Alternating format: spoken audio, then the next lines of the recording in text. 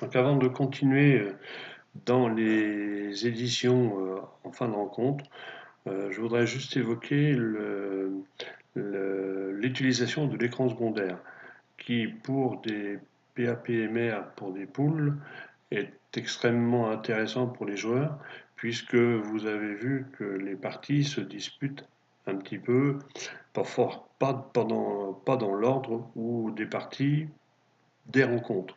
Donc ça peut être très intéressant pour les joueurs de pouvoir suivre au fur et à mesure au niveau des rencontres où ils en sont par rapport aux autres rencontres.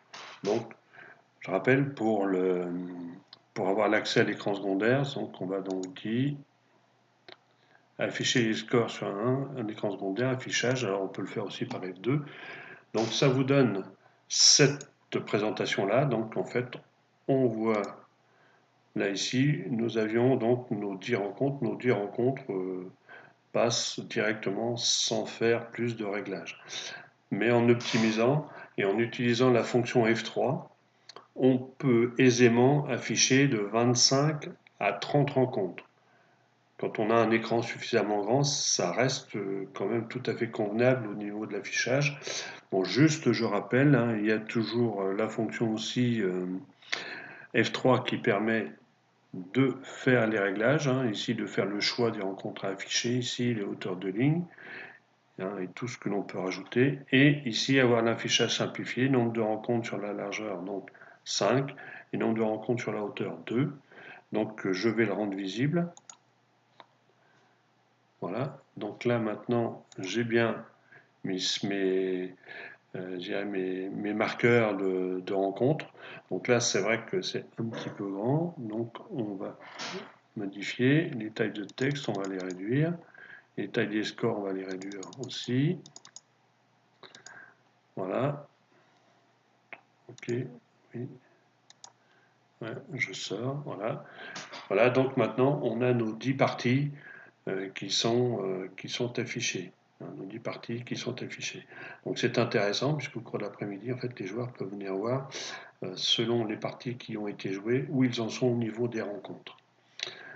Donc pareil, hein, le nombre, on peut aller de 25 à 30 en optimisant toujours en jouant sur les hauteurs des caractères et des lignes. Voilà, donc ça, une fois qu'on a vu ça, on le ferme.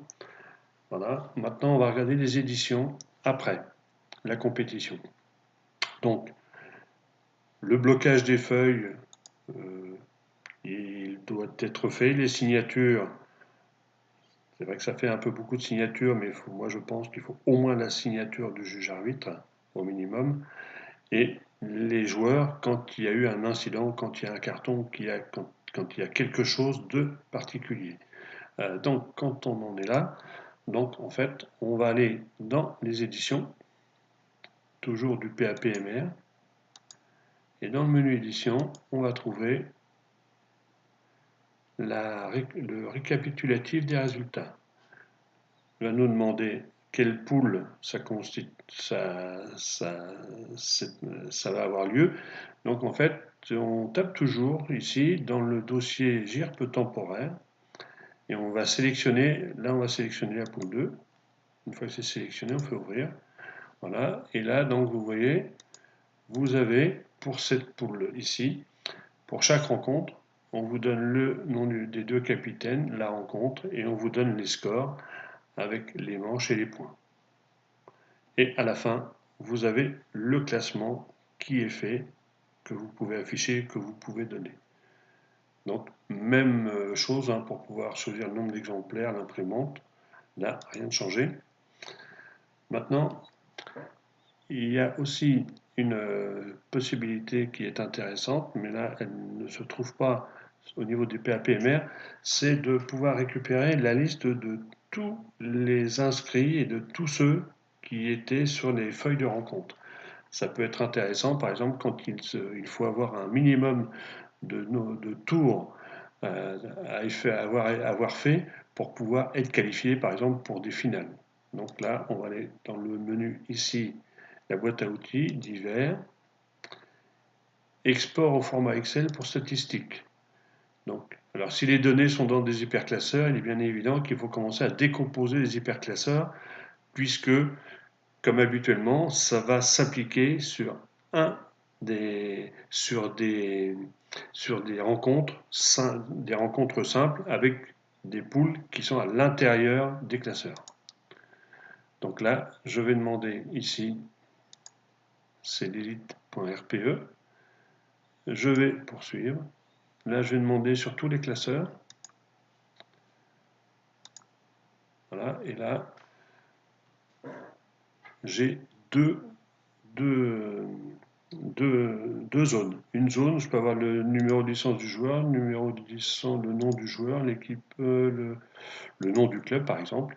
Et ici, je peux aussi ici faire le choix du numéro de licence du vainqueur, du perdant et de la date. Ça peut éventuellement servir dans cet onglet-là pour être exporté en .csv pour pouvoir être remonté directement au format sur le suite central. Donc, j'ai fait le choix, nom du joueur, ici, la date, par exemple. Donc, je fais exporter vers Excel. Donc, je mets Elite. Donc, une fois que j'ai mis Elite, je fais enregistrer.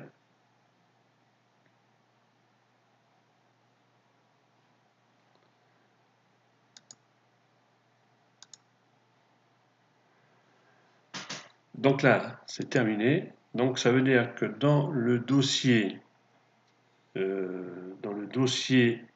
Excel, je vais retrouver les feuilles Excel des deux blocs ici que j'ai paramétrés. Donc on va aller les retrouver. Ici, dans Excel.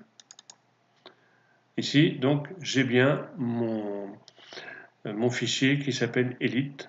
Je vais l'ouvrir. Donc il contient bien toute la liste des parties avec la licence du vainqueur, la licence du perdant et la date. Et dans les équipes, ici, j'ai bien le numéro de licence, le nom, le club et la date à laquelle il a joué. Donc vous remarquerez en fait que c'est chaque feuille de rencontre hein, où le détail des joueurs qui sont inscrits dans la composition d'équipe sont repris. Donc ça peut être intéressant.